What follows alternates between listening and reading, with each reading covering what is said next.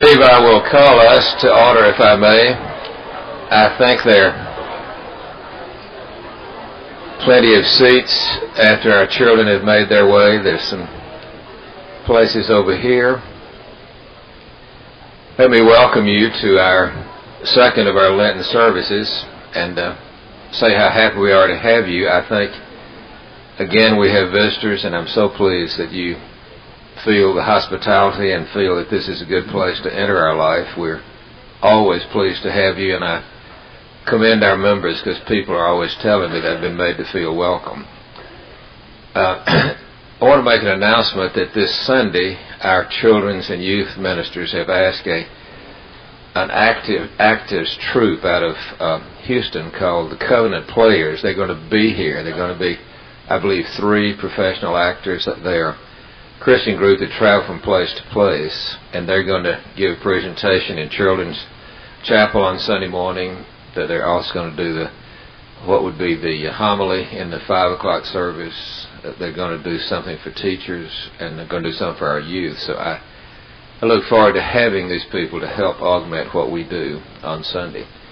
Let me remind you that $1 of what you pay for your Lenten meal tonight goes to community kitchens. If it seems a little bit short, know that we are really trying in this season of the year to remember those that do not have the kind of good fortune that is ours. We're also doing our food drive. We do this every Lent, that their baskets, grocery baskets out for you to take your family, fill these, and bring them back. And it's one of the things our youth do that I think really is very, very much in keeping with the season. So glad you chose to come tonight. I thank you very much, and I welcome you in the good name of the Hospital of Christ. Let's set our lives in Him before we begin. Let us pray. Oh God, you have never asked us to feel a certain way, but to trust you with whatever we feel. And so in honesty we come to you this night, bringing ourselves just as we are, and exchanging the needs of our heart with the great bounty of your sufficient grace. We steady your step when we recall that though we slip, you do not fall. You are our refuge and our strength. I pray for a deepening of all of our hope this night as we deepen our trust in you. Please use the words of my mouth and the meditations of all of our hearts to do your good will to bless. Through Christ our Lord. Amen. If you were here last week, you know that I identified that I had chosen for our 5-part Lenten series the question, how can we hope in a world like this? And I gave several reasons which I will not formally elaborate for why I felt drawn to pick this particular topic at this particular time. I said at the beginning last week, and I think it's beyond dispute, that I regard hope as an absolute human essential. What air and food and water are to the physical body, I believe hope is to the human spirit. Hope is the energy of our psyche. It is the fuel that drives the mechanisms of our personality. I told you about the 2 vats of water over in Duke where they sealed one shut and left the other open, put 2 comparable rats in those vats, and the little creature in the seal rat, when it sensed there was no hope, no future, in less than 4 minutes, all of its system shut down and it gave up, quit swimming, and sank to the bottom and drowned. And the other swam for an incredible 36 hours until this experiment was mercifully stopped. And the point, which is so, I think, basic to life, it's the inversion of our usual aphorism, as long as there's life, there's hope. I like to contend for these 5 weeks that the deeper truth is, as long as there's hope, there's life. This is what animates us. This is what brought us here tonight. I don't think you do anything without some sense that there's going to be some kind of good to come from it. So the essential foundation for picking this is because I think hope is so absolutely basic to our lives. The other reasons I suggest it is that the times in which we are living, through which we have just passed, and to which we are headed, all of those make the whole reality of hope very, very cloudy and difficult. We have come through a very, very difficult time in our country. Now, I want to assure you that I had nothing to do with ABC scheduling the interview with Barbara Walter and Monica tonight. Now, the good judge asked me, how many people do you think would have been here tonight if that had been on at 6 o'clock? And I think I probably gave you an exaggerated figure, but the truth is that we have been through a very, very painful time in which I don't think any of us could have anticipated. And as you heard me say before, I don't think we have begun to know fully what all this has done to our country and to ourselves. I think it is yet to be determined all the implications of this. Several years ago, when I was still a Baptist, the Mississippi Baptist Convention invited Charlie Shedd and his wife. He's a Presbyterian minister who was quite well known as a family life specialist. Invited these two to come and lead a family life conference for the Mississippi Baptists. Well, before the engagement came, Shedd and his wife were on one of these talk shows, and somebody in the intrusive atmosphere in which we live asked him what he thought about oral sex. And he said, well, within marriage, I don't see anything wrong with it. I think it depends entirely on the consent of the husband and the wife. Well, when the Mississippi Baptists got wind of that, they just went up in smoke. They disinvited him. And here it was on the front page of the Mississippi Baptist paper that he was not coming and the reason why. And I had this wonderful old Victorian bachelor who was a member of my parish who came with me the next week and he said, for the first time since my dear mother died, I'm glad she's gone. Said if she had opened the Mississippi Baptist paper, which she read religiously, and had seen those two words, she simply could not have stood it. And my Mississippi mother would have been exactly the same way. We are saying things and talking things with our children that I don't think we ever dreamed. And as I said last week, I don't see any heroes and heroines yet to emerge out of all this. So we have been through a difficult time. And there are many people that are quite discouraged about the moral fiber of our society and our culture. And when people get depressed like that makes its heavy impact on hope. But when I was explaining last week on why I'd picked this, somebody said, well, I'm really surprised you didn't say anything about the Y2K phenomenon that was lying just out ahead of us that's getting more and more publicity. I think this person said, I think that's even a greater threat to hope than anything that we've just been through. And I'm sure we'll have many occasions to talk about this between now and the end of the millennium. My deepest sense is that Franklin Delano Roosevelt's most famous line out of the Depression, that the only thing we have to fear is fear itself, is very, very relevant. I think the panic that could develop when all of these dire predictions are being given to us, I think the panic that people have could, in fact, be a self-fulfilling prophecy and cause all kind of trouble. Now, I don't want to be naive.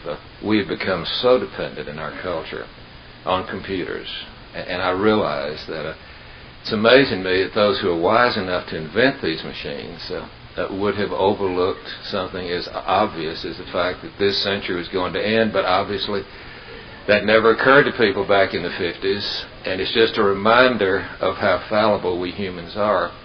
And I want to confess that I have a wife who is wonderfully computer literate, and I have a marvelous administrative assistant that can do everything. And I am still largely a Gutenberg dinosaur. I still read, and I still tend to get my truth through that medium. And so I'm like a skeptic that I heard about. It's my favorite computer story.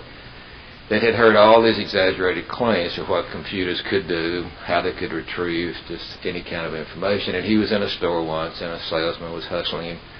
And he said, these things are just absolutely hooked into all knowledge. Ask it anything, and it can tell you. And then I said, well, I just don't believe that they're that wise. He said, I dare you. Type in any question, and it'll answer. He said, okay. So he types in the question, where is my father right now?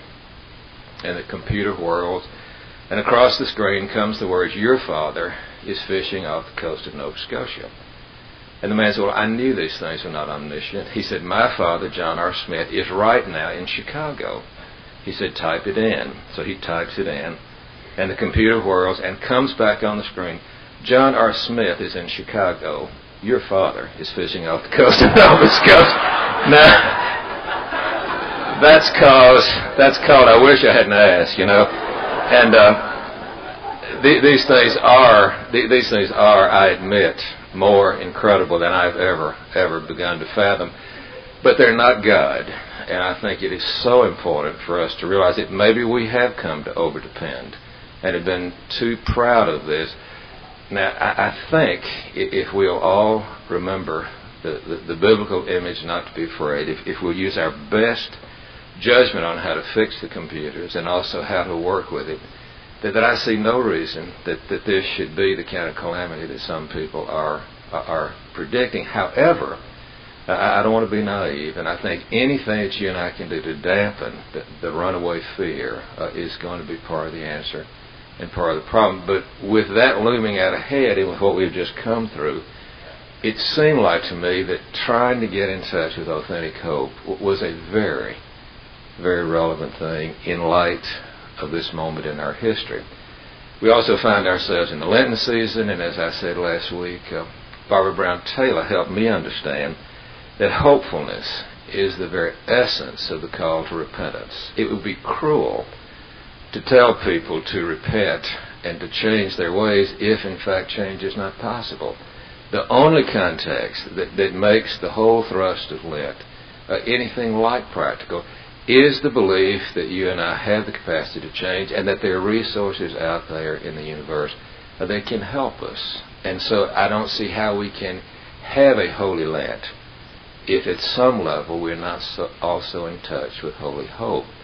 And then the third reason that I gave last week, and I won't belabor this, is that I personally very much want to deepen my capacity for hope. I want to become the kind of person who makes up my life toward the future in a positive and not a negative way. Remember, I said last week, and I simply want to remind you of it, that we humans always have a choice as to how we're going to relate to the unknown future. None of us know even what's going to happen at midnight tonight. The future is unknown to every one of us, and you and I have a choice in the face of the unknown. We can either respond to it hopefully, or we can respond to it in dread. We have that choice as free human beings.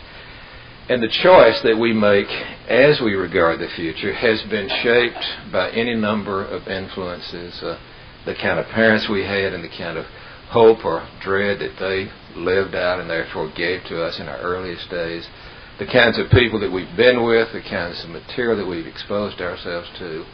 There are all kinds of influences that have helped us to decide how we are going to make that choice. Now, I told you that the specific event that triggered my deciding to use the theme of hope for this Lenten season was reading the simple statement in a book one day that we should expect something good out of every situation.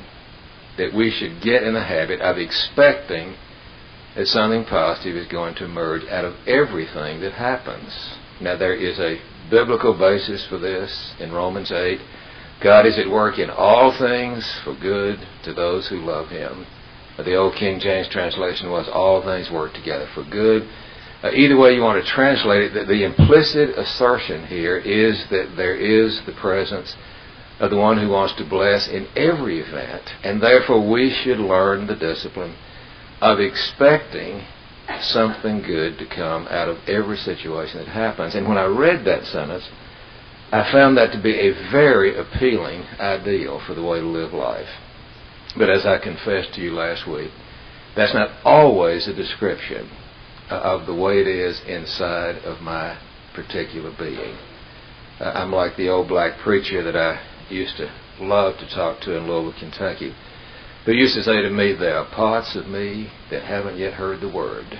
In other words, there are parts of me that really do find the way of being hopeful, that is, expecting something good of every situation. That part of me that has really, because of the gospel, been very, very shaped and drawn to that. But there are other dread-infected parts of my psyche where I long for the light of hope to get deeper in and to go further on into the totality of my being. Elizabeth O'Connor, who just died not long ago, used to say that the Great Commission of Jesus had an internal as well as an external dimension. Go ye into all the inner world, she used to say, and baptize all of the different parts of your being. Bring them into contact with the light of the gospel. That's really what I most long for myself in this Lenten season, and I hope that this teaching on Wednesday night will be one of the influences that will help you to make the choice to choose to look toward the future, hopefully, instead of living in dread, to have some reason to expect that something good can come out of everything that happens because of our understanding of the holy. I found a model of the kind of life that I would like to live, which I told you last week. It's an Episcopal priest who lives in New Jersey. His name is Robert Morris. And I told you about the night that he was getting undressed and it was a terrible thunderstorm. Terrible flash of lightning and a clap of heavy thunder, and then he began to see sparks outside the window and smell smoke, and rushed up in the attic and found that the lightning had struck the roof and had set part of it on fire. Well, at first he wasn't too upset. He got his little hand fire extinguisher and went up, but it wasn't enough. Went and got some water out of the kitchen, but it wasn't enough. And then he realized it was more serious than he had first thought. So he gathered up his family. They went out in the driving rain, and there, having called the fire department, went out and he watched and he saw the flames begin to come through the roof. And he said his first thought was, I can't believe this. I cannot believe that this is happening. I'm standing here drenched in rain and seeing flames come out of the roof of my house. And then the fire department arrived, and they can be very rough in the way they go about trying to put out flames. He saw them knocking out walls and doors to try to get at it. And then the flames began to spread over the roof. And standing there, he said it dawned on him, we could lose everything that we have. All my sermon notes, all my library, all our memorabilia, all the antiques that have been in the family for generations. He said, standing there, it dawned on him, we could lose everything and this whole thing could burn to the ground. And it was a terrible moment of panic. But then he said something happened that was absolutely divine in his judgment, and that was there was a special grace that gave him the sense that even if the worst happens, even if this house burns to the ground and we lose everything, we will be in the same place then that we are now, which is in the hands of the ingenious, merciful God who gave us life and has promised to provide. This God who has the incredible capacity to take even the worst and bring certain good things out of it. And so he said there came over him in that most awful of circumstances what St. Paul calls the peace that passes understanding. That is a confidence that at the bottom of every event there is also God, and a very special kind of God who can make the things that are out of things that are not, who can cause dead things to come to life again. And he said, strangely enough, a kind of peace came over him, even as he watched the prospect of what would have been utterly, utterly devastating. The house didn't completely burn down. They did have to go through lots of inconvenience. They did have to make many adjustments, but he said that sense that even in the midst of the worst, there was a reason to hope, that marked a new stage in his own spiritual development. Now, I want to be very honest with you. I would like to shorten the time span in my own life between the disbelief and the panic that comes in the face of the thoroughly threatening and that experience of the peace that passes understanding, that even if the worst happens, there I will be in the same place I am at this moment, which is in the hands of a God that I can trust. And I guess I would hope that what we can do together in these 5 weeks is to shorten the time span in all of our lives between experiences. None of us are guaranteed that the worst that we cannot possibly conceive might happen. That there are no guarantees. We are vulnerable naked wretches, as Shakespeare had King Lear to say. That there is nothing to guarantee that the very worst things you've ever heard about might not happen.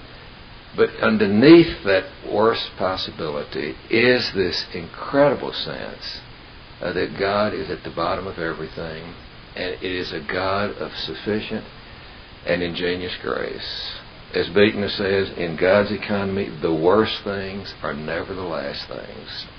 Good Friday, for all of its horror, was followed by Easter, and that is the basis of our believing that no matter what happens, we're still in the hands of a loving and ingenious God. So I want to become, on the inside, a more hopeful person, and exposing myself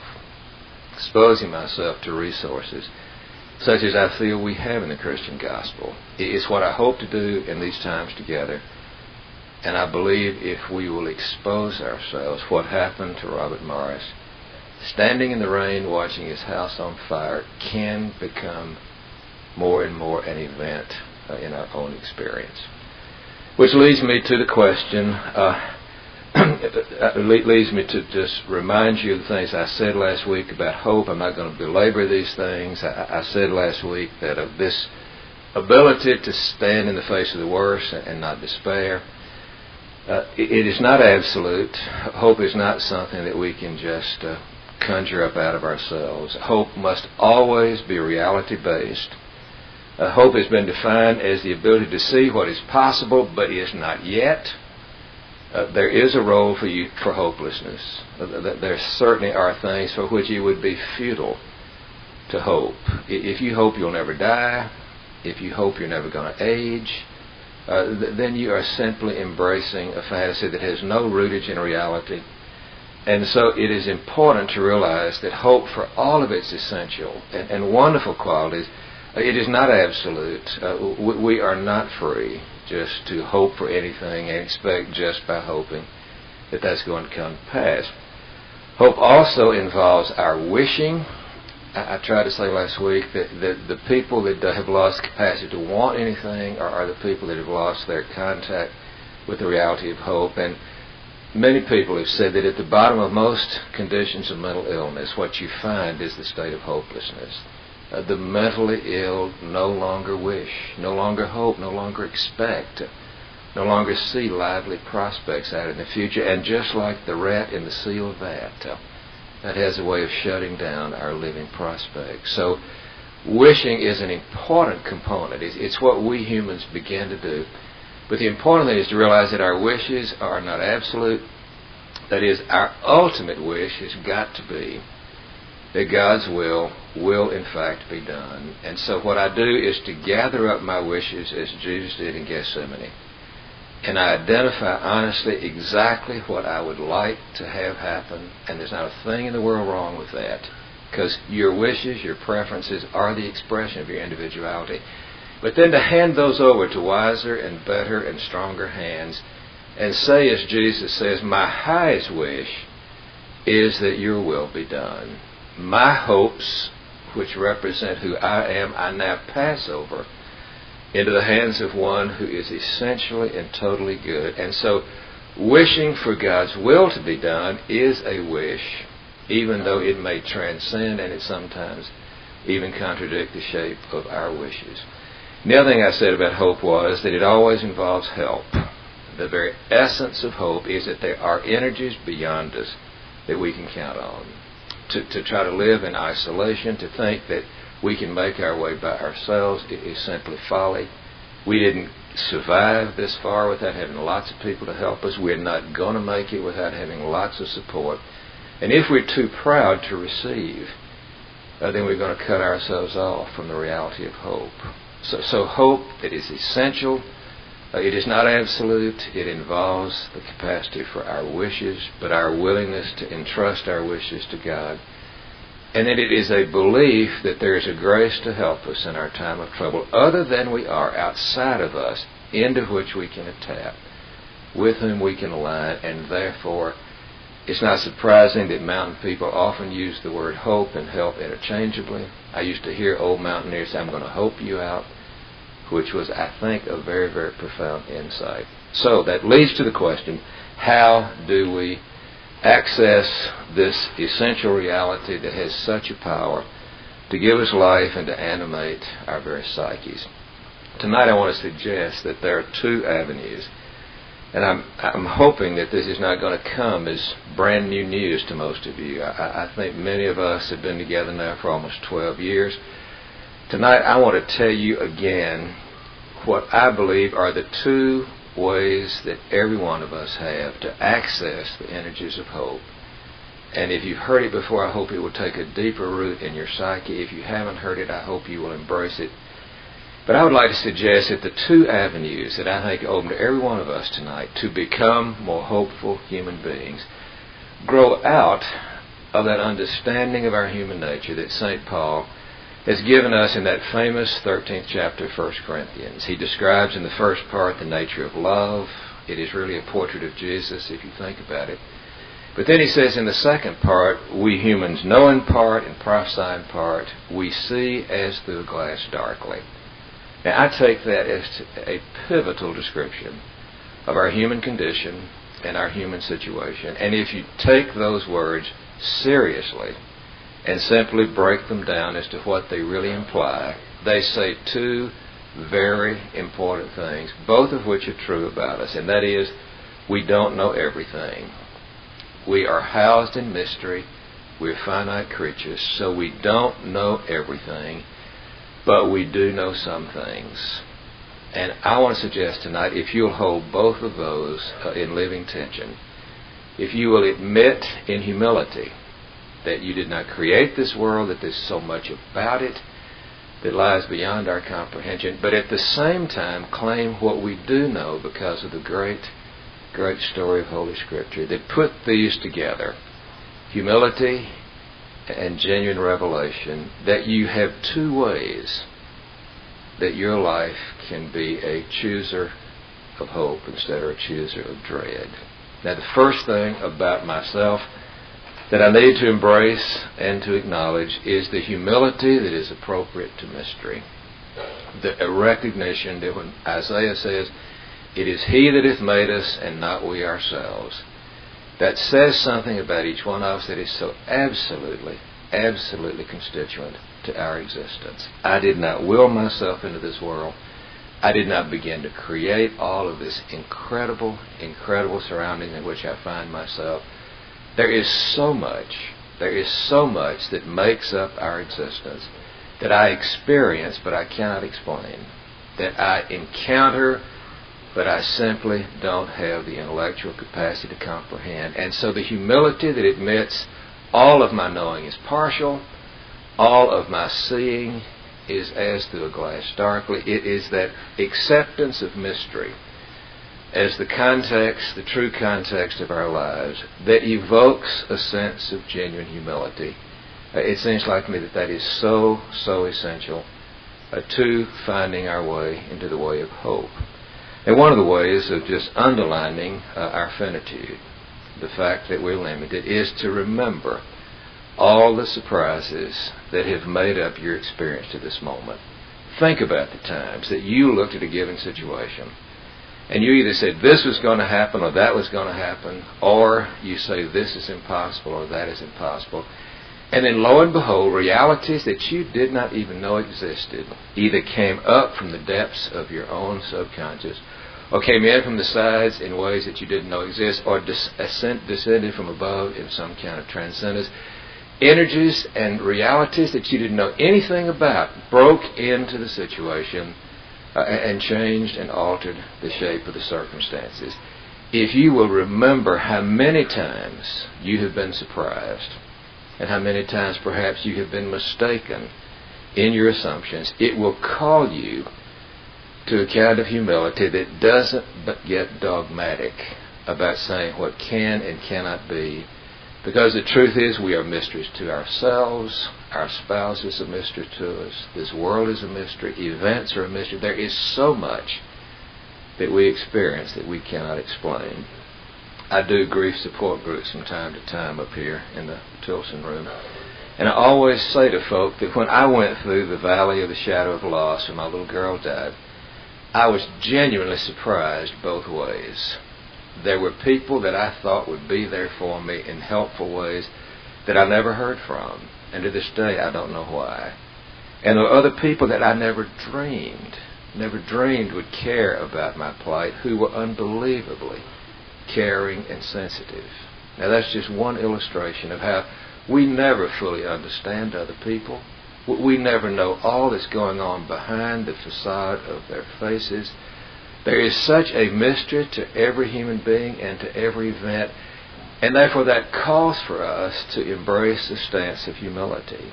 I remember reading not long ago about a doctor, an ophthalmologist, who had been working with an older woman who had already lost the vision out of one of her eyes, and he did some tests, and to his great dismay, realized from the results of the test that she was going to lose the sight of her other eye and therefore become totally blind. And he hated this prospect for her, and he dreaded having to go in and tell her this. He said she'll either give up in despair or she'll probably get angry that I as a doctor can't do something. But he genuinely dreaded having to go in and tell this older woman about what the test suggested, that in a very few weeks she would enter into a world of darkness. And so he went in fear and trembling and broke the news to her. And her husband began to cry because he was so sorry this was happening. But he was amazed that a kind of serenity came over the old woman's face, and she said, well, I hate that. I really do hate it, but listen, I know there are going to be so many wonderful things to see in the life beyond that maybe it's just as well that I rest for a while and not use my vision. And so I'll just accept whatever time I've got left as a time to remember all the beautiful things I have seen, and I'll just take a rest until I have my vision to see in the next life. And he was astonished that she had responded with a serenity that he never dreamed was in her. And when the old couple got up to leave, and the husband said, what do I owe you? He said, you don't owe me a thing. He said, you have given me something today that I never dreamed could exist in a human being. My point is that we don't ever know how other people completely, we don't know all there is to know about people. And so if you can remember your surprises, remember the times that you thought something was bound to happen, and lo and behold, things that you never dreamed were possible emerged from the depths or came in from the side, it will invite you to a stance of humility. And I would suggest to you that humility is a wonderful seedbed for the reality of hope. I've told you before about a wonderful old Jewish rabbi that I got to know quite well back in the turbulent 60s. As most of you know, I had the classic white man's burden coming out of the 50s and 60s. I grew up in the southern way of life in Nashville in the 30s and 40s. I didn't even know there was a race problem. I'm embarrassed to admit it, but it was just so much the milk of life that I took in that I really didn't realize a terrible contradiction to the gospel and to our American Constitution, that the way we were related to each other constituted. Well, I went to college, and in 1 week, Clarence Jordan, the man who started Koinonia Farm, out of which has come Habitat for Humanity, he came to the little college I went to in North Carolina. And in 1 week, he turned my perceptual world upside down. He gave me a new sense of how all of us, and not just some of us, were the beloved children of God. And so I felt like, because all my forebears had been slave owners, I felt like I had to do something in my time to try to set right what I felt my kind had bent and done wrong. And so I plunged in very, very vigorously in the 50s and 60s and a part of the civil rights movement. And that's where I met this wonderful old rabbi. He was in his 70s. His family had been through the Holocaust in Eastern Europe. He knew more about suffering from his own experience than I had hardly even read about. I was so naive, and at that time had not been initiated really into the fraternity of the bereaved. But at any rate, we'd be working on causes in Louisville in the civil rights movement. And as you remember, things were very difficult back then. It was 2 steps forward, 1 step back. Again and again, our best plans seemed to fall apart. And one afternoon, I remember particularly, we'd had a very stormy meeting where all the African Americans had stormed out in anger, and those of us who were trying to find a way to do something didn't seem to be able to figure out any kind of strategy, and I was so discouraged. As we were coming out, I said to the old rabbi, I'm just not sure it's ever going to work out. I really find myself teetering on the brink of despair. And we happened to be meeting in his synagogue. He was a conservative rabbi in Louisville, Rabbi Gettleman. He said, "Do you have a few minutes?" And I said, "He said, come in my office." And we went in and sat down, book-lined all around. I remember he very unhurriedly lit his pipe and kind of disappeared for a minute behind a cloud of smoke. I was reminiscent of Moses, up on Mount Sinai. And as the smoke began to dissipate and I saw him again, and he was in no hurry, he said, "I need to tell you something, my boy." He said, "To the Jewish person, there is only one unforgivable sin, and that's the sin of despair." He said, humanly speaking, despair is presumptuous. It is saying something about the future we have no right to say. Because we haven't been there, we don't know enough. He said, despair is presumptuous. It's a dogmatism about something that we simply don't have all the evidence for. And as you well know, because how many times have I said those three words to you? How many times have they come back to me in my moments when I'm threatened to fall into the abyss of despair? Despair is presumptuous. It is saying more than our kind of creature has a right to say. We don't know enough to despair, because there's so many times we've been surprised, so many times that things we didn't even realize could ever be emerged out of reality and changed the shape of what to our limited perception looked hopeless. And so this stance of humility, this recognition that we simply never know, this recognition that all the facts are not in yet, it is too early to tell, all of these, I think, are authentically human conditions. And you heard me say that one of my great favorites out of the last 20 years has been an Indian Jesuit, Anthony de Mello. He was a wonderful, wonderful spirit. And spent his whole life, he died back in 1987 suddenly, but he spent his whole life gathering wonderful stories, parables, and all the contemplative traditions of the world. And his little book, The Song of the Bird, was the first introduction I had to his thought. And I'm told that of the thousands of stories that Father de Mello managed to gather from Hindu lore, Buddhist lore, Christian lore, Jewish lore, all kinds of Muslim lore, that his favorite of all stories is one I've told you before, but I come back to it again and again because it calls me to humility. It's about the old Chinese farmer, peasant, had this horse that he depended on for everything. When it was time to plant in the spring, he'd use the horse to break up the ground with the plow. At the end of the season of growing, he'd take the surplus that he had gathered, hitch the horse to a wagon, pull it to town to sell. Whenever he was going to take a long trip, he put a saddle on the animal and he'd ride it. There wasn't a day that went by that horse didn't figure significantly into the life of the old farmer.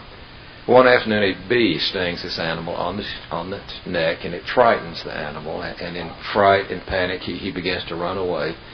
And he starts up into the hills back of the old farmer's farm, and the old farmer tried to follow him, but he couldn't keep up. And so, at last, when the sun was going down, he had to come back and tell his wife that this beloved and all-important horse of his had run away. Well, this was a village in interior China where almost nothing ever happened that was exciting. So any event like this became news. And everywhere he went for the next week, his neighbors would commiserate by saying, "Sure, sorry to hear about your bad luck, losing your horse." And the old man wisely shrugged and said, "Good luck, bad luck, good luck, who's to say?"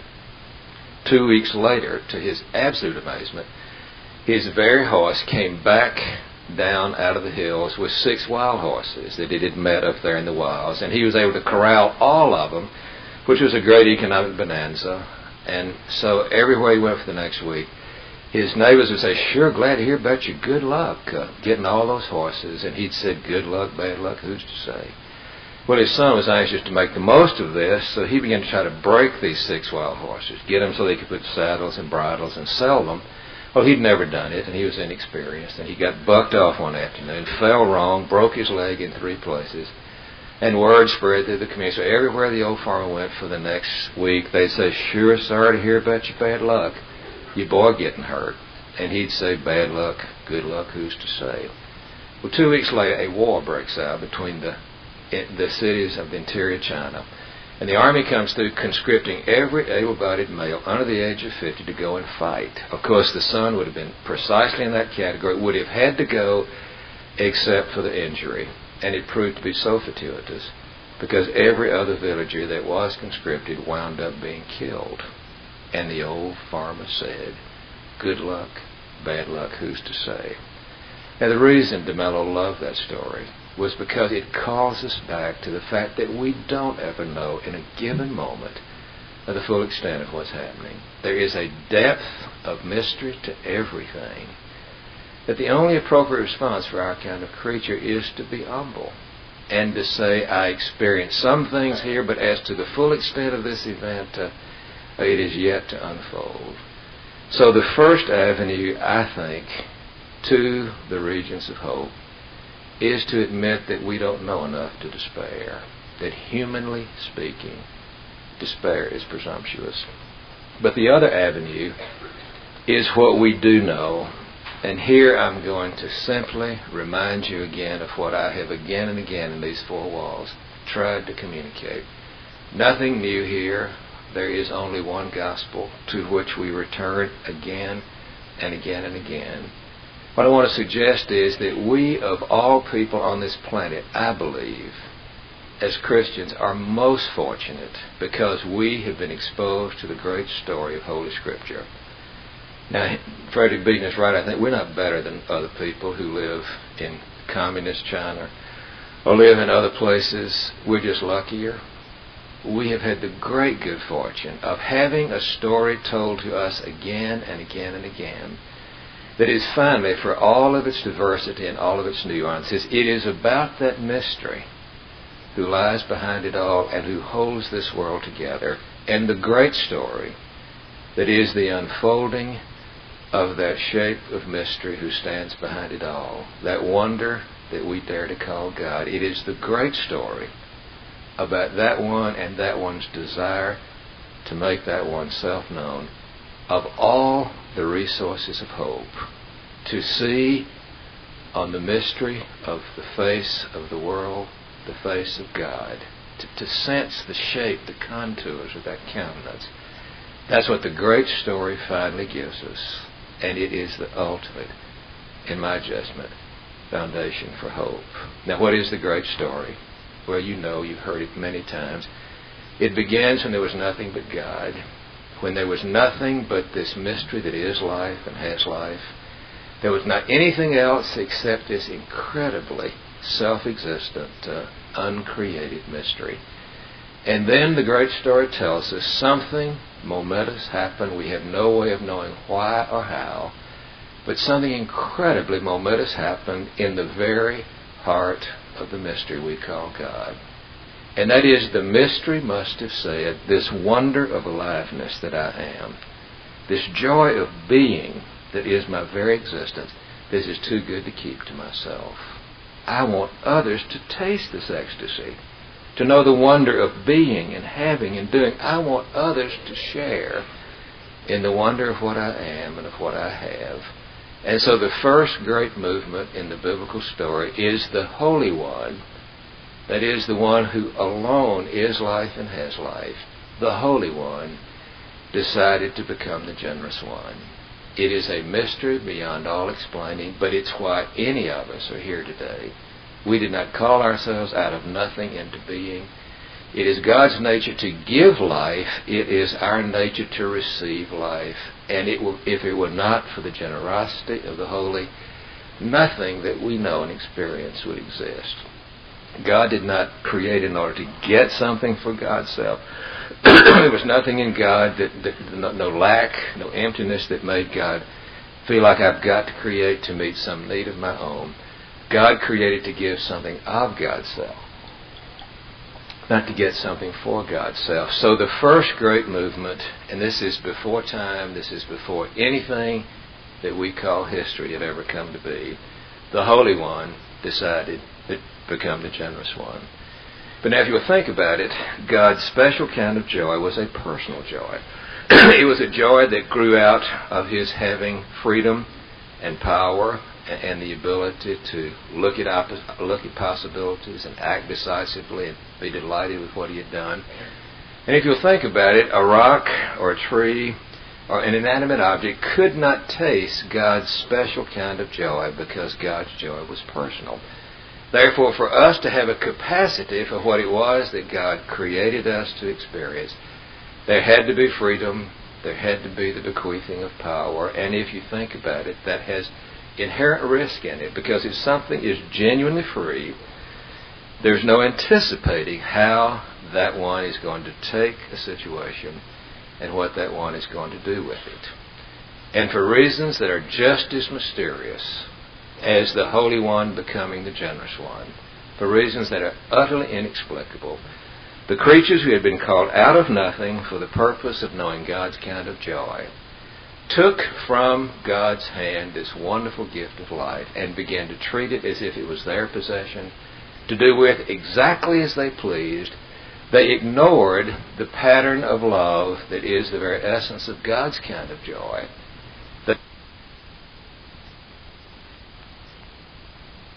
As a result, what was meant to be a gift of creativity turned into a rite of destructiveness. Evil is the unmaking of the world that God had so painstakingly called out of nothing and put into being. I told you before about Scott Peck's little boy saying to him one day, the word evil is the word live spelled backwards. Take a mirror and hold it up to live, and what do you get? E-V-I-L. Evil is the opposite of that mystery and wonder of life. And so the unmaking of creation is what happened after the Holy One became the Generous One. We took what God had started with nothing and moved through chaos to form and beauty. We took the form and beauty and began to reverse the process and unmade creation and turned it back into chaos. And if, I suppose, evil has its ultimate will, it'll put us back into the nothingness, which is the death wish that Sigmund Freud discovered deep in the psyche of every one of us. So here is the second great movement, that the Holy One became the Generous One, and lo and behold, the Generous One became the broken-hearted one, because God did not want this to be the result of the gift of His joy. He meant for us to know His kind of ecstasy, and we took His gifts and we turned them into absolutely destructive weapons against our good and against each other. And Genesis is so clear that it broke the heart of God. This was not His intention at all. And the book is very honest in saying that when God saw creation turned into a rite of destructiveness, God said to Himself, I'm sorry I ever thought about this adventure in the first place. It hasn't turned out the way I dreamed it. I think I'll just give up and quit. There is a pathos in the 7th, 8th, and 9th chapters of Genesis that is awesome, because the loving Creator looks at His creation gone amok, and He is absolutely broken-hearted with sadness, because it's not what He wanted. It's not what He intended. A few years ago, I was asked to give the Perkins lectures at the First Methodist Church in Wichita Falls, Texas. And I went back, and on the Saturday night before the lectures were to start, I was taken with lots of the members to the Wichita Falls Country Club for a dinner. And I remembered having been in that place 30 years before in a utterly different kind of situation. Two of my classmates at Baylor, Waco, Texas, had fallen in love, gotten engaged, and were married the summer after we graduated in '52. Her father was a wealthy oil man. He had adored this daughter, never could find anything too good to give her. They had a beautifully lavish wedding in the church there, then went to the country club for a wonderful reception. The groom, who I knew quite well, was a high-strung, high-tempered fellow, and he had played lots of dirty tricks on other people when they got married. And so when the reception is going on, his best man, or his groomsmen as it were, decided to take him and give him a little taste of his own medicine. And so, tails and all, dressed to the nines, they pick him up greatly against his will and throw him right into the swimming pool. Of course, he just came out an absolute wet mess. Well, it made him furious. He gets out of the pool and he begins to start a fight with these guys that had perpetrated this. And as you know, violence has a way of feeding on itself. And before any of us knew it, the place had erupted into a riot. Tables were being turned over, glass things were crashing around. It was absolutely chaos. The police had to finally be called to quell the thing. The groom wound up with a broken arm and slashes all over his head. He spent his first night of his marriage not with his wife, but in a hospital room. The bride was absolutely disheveled. I understood it was about $25,000 worth of damage done to the country. It was an absolute mess. And after everything had kind of gotten quieted and everybody was just kind of embarrassing and making their way, I happened to be standing not too far from the father of the bride. And I saw that man with tears streaming down his face, looking at that absolute mess. And he said, if I remembered what I meant for this day to be and then see what has come of it, he said, I cannot believe it. It is the opposite of what I've dreamed since that little girl was born on the first day of her life. It had turned out absolutely 180 degrees off from where his desires had been. Now that is just a metaphor to me of what God must have felt when creation had gone amok.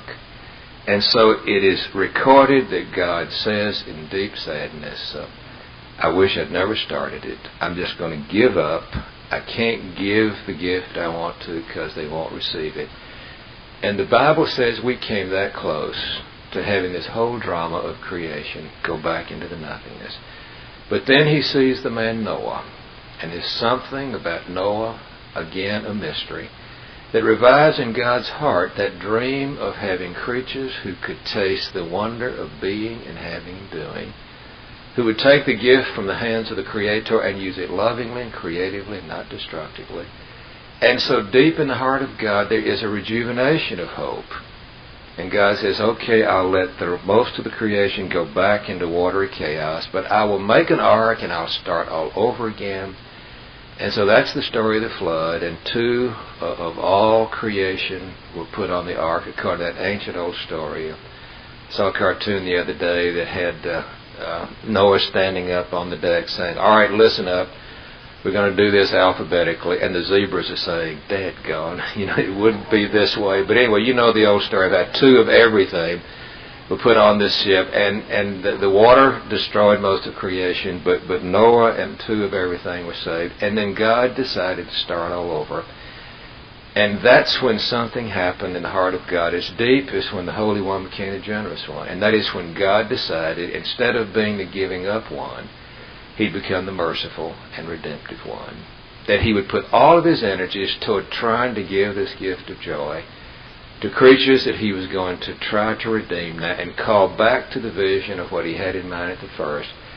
And so he hangs his bow of despair in the air. That's what the rainbow stands for. He says, never again will I consider giving up. From now on, all energies are going to be geared toward redeeming and bringing about the joy that I wanted. And that's where the story of Abraham begins. That's how the whole wonderful history of Israel unfolds. God trying to show to humankind that his reason for creating was totally desire to bless. That's all he was and all he wanted. And in the fullness of time, God decided on a strategy he had never adopted before. That was to send the Son of his love into history, God becoming what we are, a flesh and blood human being, so he could communicate more clearly to us that I am a being of light in whom there is no darkness at all, have no other agenda save to bless. So Jesus came into history to show us the face of God. And for 30 years he did it beautifully. He loved each one as if there were none other in all the world to love. He loved all as he loved each. He was the embodiment of the very heart of God. And again, the mystery of evil that is almost as great as the mystery of goodness.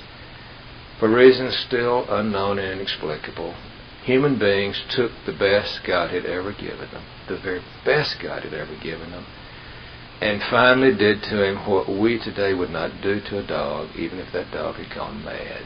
You know the story. We took him and not only ridiculed him and scorned him and tortured him, But in the end, he was nailed to a cross, and he was left to die a slow, torturous 6 hours, drip by drip, life going out of him, until finally he says, "It is finished. I have absolutely absorbed everything that evil in its destructiveness has wanted to do." And I want to suggest to you that on Good Friday night, with Jesus, a bloodied corpse, in the tomb, I've got to believe that the resolve God made when he hung the rainbow in the sky, which says, "I'll never give up. I'll never again consider anything but redemption."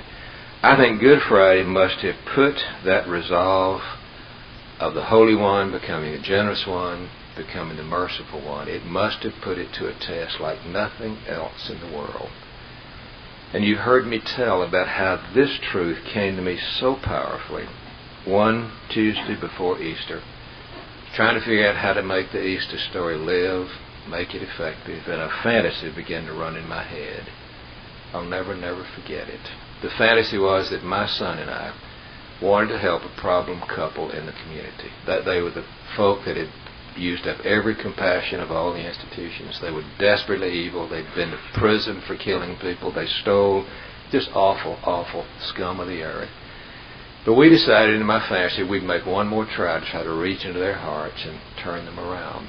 And so he and I let them live in a house that was ours. We set them up as tenant farmers. We gave them money. We put them into business.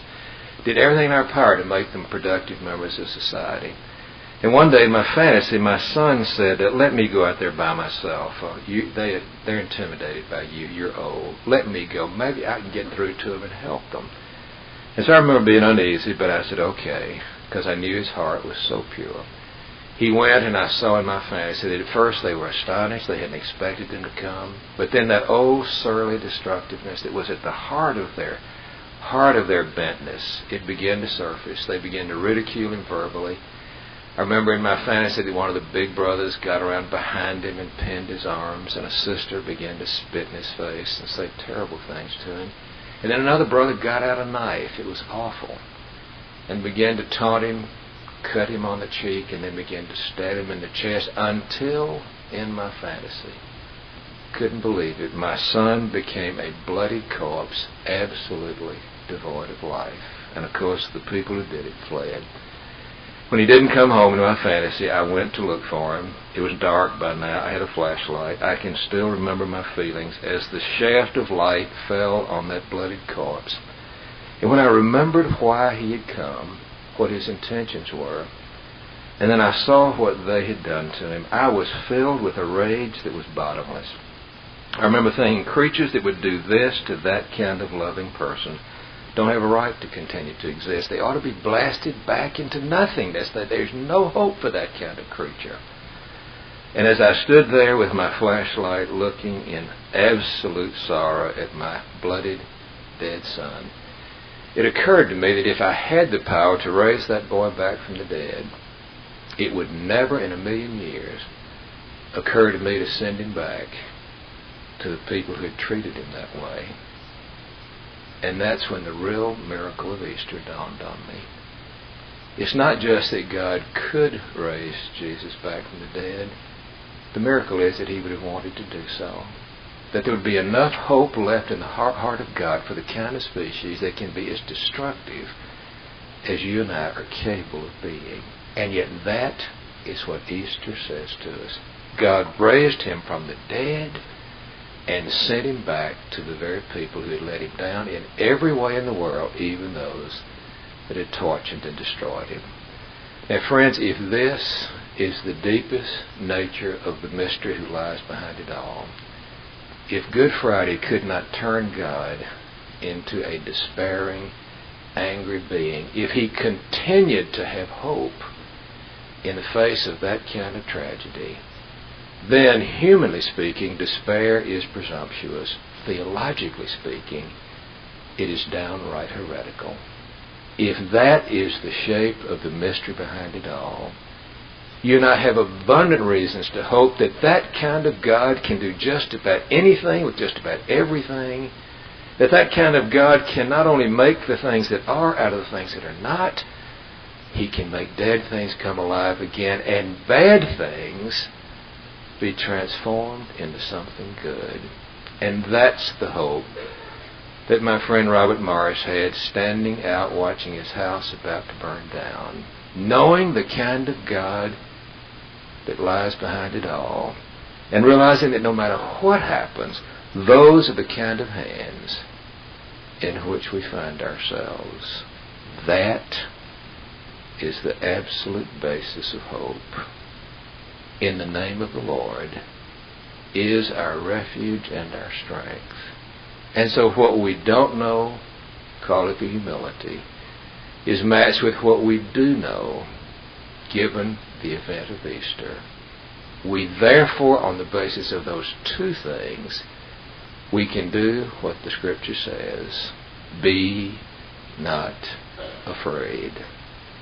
And we can not just say on Sunday, but live.